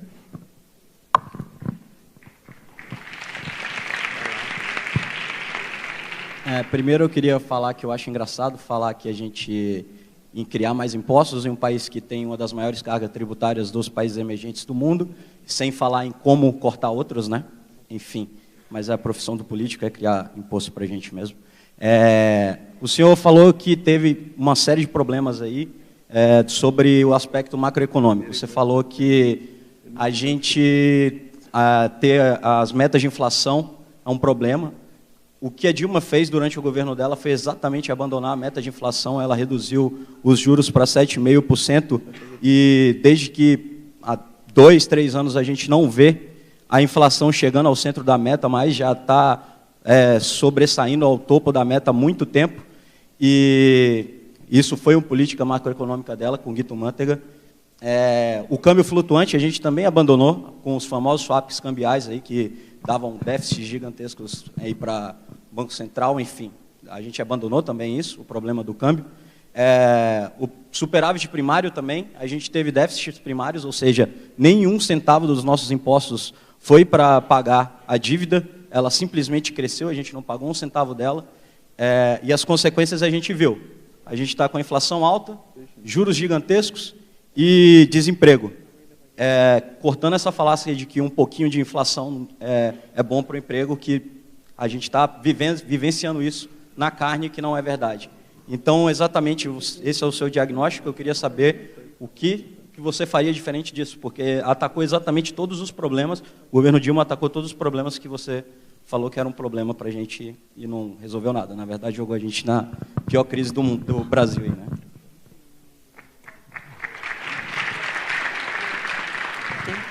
Ciro, a primeira pergunta vem em nome da minha mãe, que é mulher e foi exilada para a Bélgica na ditadura militar, o que eu considero um orgulho para mim como filho, e saber que a gente tem uma presidente da República a quem eu amo, que chegou à presidência tendo a idade da minha mãe e fez a diferença aquém dos equívocos e com orgulho de ter muita coragem. Então a pergunta é a seguinte: aqui a gente tem uma comunidade acadêmica de 2.800 pessoas, intelectuais, jovens que estão aí, e a minha mãe te disse o seguinte, aqui tem potenciais para um vereador, um deputado estadual, um deputado federal, um prefeito, um governador e um presidente que a gente já sabe quem vai ser em 2018.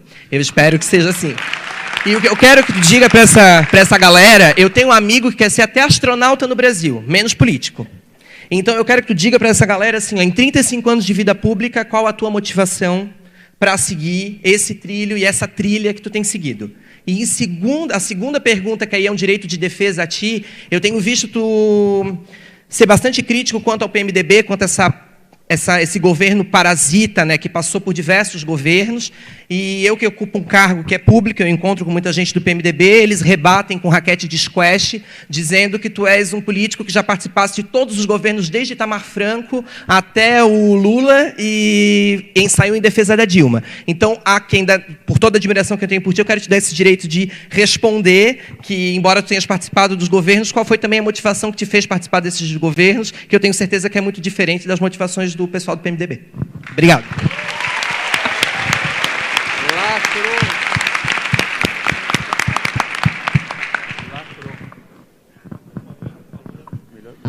A primeira pergunta desse bloco falou sobre a coisa que mais me angustia hoje, que é essa sensação de impotência.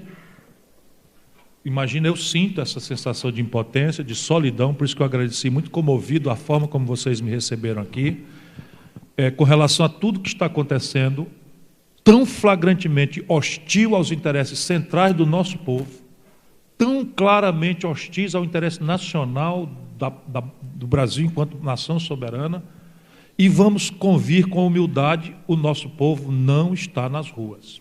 Eu não sei ainda qual foi o tamanho das manifestações de hoje.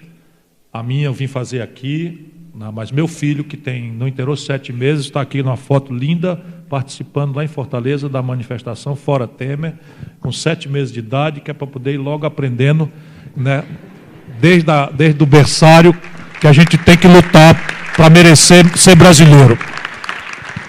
Então a minha tentação é só partilhar a minha angústia. Agora, eu acho, porque a minha geração ganhou todas. Isso, eu acredito muito na política, isso vai um pouco respondendo também a minha motivação, que é a última pergunta do bloco, ao penúltimo. A minha geração ganhou todas, e eu tenho pensado por que nós ganhamos todas. Primeiro, penso eu, porque nós tínhamos uma agenda formulada com muita clareza sobre o que nós queríamos. E nós não fazíamos divisionismos, porque na época nós tínhamos clareza do nosso inimigo ou do nosso adversário. Tratava-se de reconquistar a democracia, combater a ditadura, e uma agenda simples, era assim: anistia ampla, geral e restrita, constituinte livre, soberana e democrática, eleições diretas já. E eu ainda sou da geração que o dissenso começou quando a gente ganhou tudo isso, ganhamos a anistia, ganhamos a constituinte, ganhamos eleições diretas já, e aí o dissenso começou a se estabelecer, porque essa era uma agenda relativamente mais fácil de celebrar. A da economia política, que é mais complexa, primeiro porque é um assunto mais complicado, e segundo porque os diversos tons, não de cinza, mas de esquerda, né, saiu agora essa, né? Os diversos tons de esquerda, de vermelho, né, levam a gente a uma certa digressão. Então, por exemplo, o PT já abandonou o consenso que teve conosco nos enfrentamentos todos, no enfrentamento da inflação. Ali no enfrentamento do Plano Real, o PT ficou contra, como ficou contra também a Constituição, não assinou a Constituição. Mas, a partir daí, é só dissenso, por conta disso nós acabamos de ouvir de um companheiro aqui, ele entende de economia, deve ser estudante de economia, mas ele não ouviu o que eu falei, ele inverteu o que eu falei. Não o antagonizem, por favor. Ele é só vítima dessa brutal confusão que está acontecendo conosco no Brasil. Então nós precisamos, primeiro, por isso que eu estou fazendo esse esforço de correr às universidades, aceitar os convites, não é para impor minha percepção das coisas, porque a minha fala é quase totalmente contraditória com o calor com que eu tenho sido recebido pela minha militância contra o golpe. Só que quando eu começo a falar, eu começo a dizer das besteiras que nós fizemos. Eu uso nós, do governo da Dilma, etc, etc. Eu sinto que, sabe, eu causo um certo baixo astral nos auditórios em relação, pelo menos, à energia, porque isto é o que eu quero. Eu quero falar aos seus corações, agradeço profundamente o calor, mas eu vim aqui para falar às suas cabeças, às suas inteligências, porque nós precisamos escolher um caminho. E aí vamos de novo para a economia. A questão dos três remédios, meu companheirinho, você não tinha nem nascido quando o Fernando Henrique manipulou isso, dentro do Palácio da Alvorada, num grande escândalo jamais noticiado pela mídia brasileira. Se estão querendo imputar ao Lula indícios de corrupção por um triplex cafona, numa praia cafona de Guarujá, eu vou contar para vocês uma noite que aconteceu em Brasília, em 1999, janeiro. Toda a falácia de câmbio flutuante, a retórica, o Fernando Henrique, sem reserva cambial nenhuma, Fernando Henrique liquidou as reservas cambiais brasileiras no primeiro mandato, fez os 3 maiores acordos do FMI, da história do FMI, não é do Brasil com o FMI, é os 3 maiores acordos do Brasil com a história do FMI desde Bretton Woods, para financiar a taxa de câmbio manipulada que ele fez para garantir, com voto comprado no Congresso, a reeleição. E o regime de câmbio do real não era de câmbio flutuante. Quando o Fernando Henrique, ministro, começou, as primeiras medidas provisórias do real, e eu fui ministro da Fazenda, e mudei isso, eram câmbio fixo, copiando a Argentina, a paridade. Então, a história, para quem é estudante de economia, é preciso ler, para não cair na propaganda mistificadora deles. Então, quando chegou na véspera da desvalorização do câmbio, até as pedras do caminho sabiam o que iam fazer, o Fernando Henrique chama o Chico Lopes, que era o presidente do Banco Central, engana o Chico Lopes, dizendo que não vai abandonar o regime de bandas cambiais. Nós saímos do regime de paridade para um regime de câmbio flutuante dentro de uma banda, ou seja, o câmbio ia flutuar, mas não livremente, ia flutuar, no caso, até 1,70 ou até 1,30, entre 1,30 e 1,70. Essa era a banda de flutuação, tudo para dar variáveis tabeladas para a especulação financeira. E aí o Chico Lopes sai, convoca o Marca e Fonte Sindan, que davam propina para ele, e anuncia para o Marca e Fonte Sindan que o câmbio não vai mudar, e o Banco Marca e Fonte Sindan, na contramão de 100% do sistema financeiro, menos Banco do Brasil, Caixa Econômica e Marca e Fonte Sindan, acertam na mosca a virada do câmbio que foi liberado para flutuante. E se desvalorizou em quase 40%. Quem perdeu? Marca e Fonte Sindan, porque foram enganados pelo Chico Lopes, que foi, por sua vez, enganado pelo Fernando Henrique. E quem perdeu os 16 bilhões de dólares que o Itaú, Unibanco, não sei quem, a banca privada ganhou naquela noite? Banco do Brasil e Caixa Econômica Federal. O povo brasileiro. 16 bilhões de dólares o Brasil perdeu naquela noite. Então eu sei muito bem que tipo de trambique está por detrás dessa história de câmbio flutuante manipulado por políticos. E vocês ouviram aqui que o Fernando Henrique fez e a Dilma fez também. Isso não quer dizer que eu concordei com a Dilma, não. Quer dizer que eu censurei, e o que é que eu faria diferente? Eu manipularia o câmbio em favor de um projeto nacional de desenvolvimento e da reindustrialização do Brasil.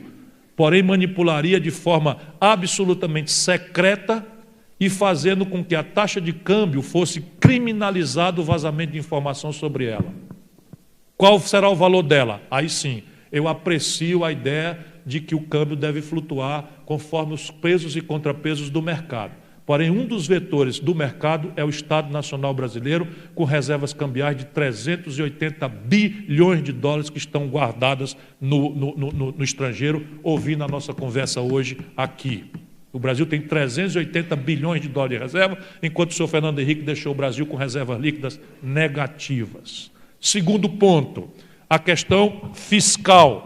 Não é verdade que o papel de político, isso é uma ironia que você podia ter se dispensado de fazer, meu jovem companheiro, em benefício de aprender um pouco com um velho professor, que está aqui muito mais nessa condição do que militante político, não é papel de político criar imposto. O papel de político é produzir um Estado que corresponda ao pacto que a sociedade espera dele.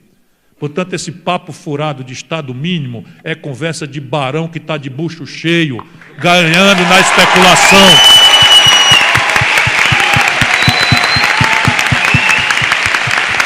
O país que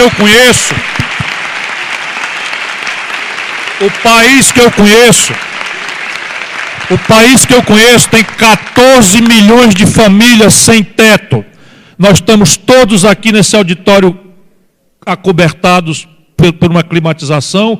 Provavelmente esta noite morrerão pessoas nas ruas de São Paulo, de Florianópolis, de Curitiba, de Guarapuava, de Cascavel. Eu me sinto um assassino se eu não for uma pessoa que me lembre deles nessa noite de frio. Quem é responsável por isso não é Deus, é o Estado Nacional Brasileiro. 14 milhões de moradia é um tostão. É um tostão. O Brasil hoje tem menos leitos de hospital do que tinha há 12 anos atrás.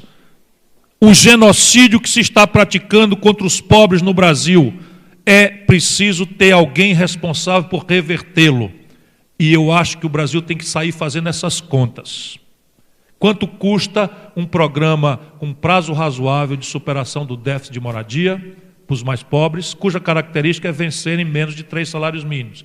Portanto, sem subsídio e sem o Estado sendo responsável, eles estão condenados a não ter acesso à moradia, que é um sintoma de cidadania moderna.